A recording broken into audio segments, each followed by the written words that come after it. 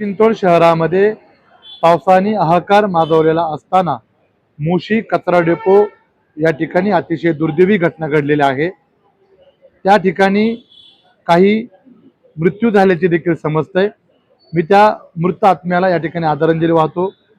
त्या निमित्तानं पुनावळे कचरा डेपोला ज्यांनी ज्यांनी विरोध केला ते लोकप्रतिनिधी, खासदार, आमदार हे सर्व या संपूर्ण गोष्टीला जबाबदार आहे असं माझं ठाम मत आहे। या संदर्भामध्ये मृत्यू पावलेल्या व्यक्ती ही पर्यावरण विभागाचे जे प्रमुख आहे कुलकर्णी यांच्यामुळे हे संपूर्ण नियोजनाचं दिसळ नियोजन असल्यामुळे ही घटना घडलेली आहे।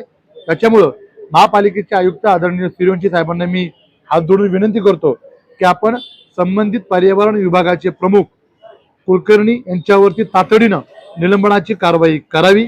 त्याचबरोबर या राज्याचे मुख्यमंत्री आदरणीय देवेंद्रजी फडणवीस साहेबांना विनंती करतो की आपण मृत व्यक्तींना तातडीनं 50 लाख रुपयाची आर्थिक मदत, त्याचबरोबर जखमींना 25 लाखाची आर्थिक मदत आपल्या पिंपरी चिंचवड महानगरपालिकेच्या वतीनं करण्यात यावी आणि संबंधित कुलकर्णी साहेब जे आहेत पर्यावरण विभागाचे प्रमुख व्यवस्थापक त्यांच्यावरती तातडीनं निलंबनाची कारवाई करावी आणि पुनावळे कचरा डेपोला विरोध करणाऱ्या लोकप्रतिनिधींनी, खासदार असतील, आमदार असतील यांनी तातडीनं राजीनामा द्यावा, कारण हे तेवढेच त्या गोष्टीला सुद्धा जबाबदार आहेत।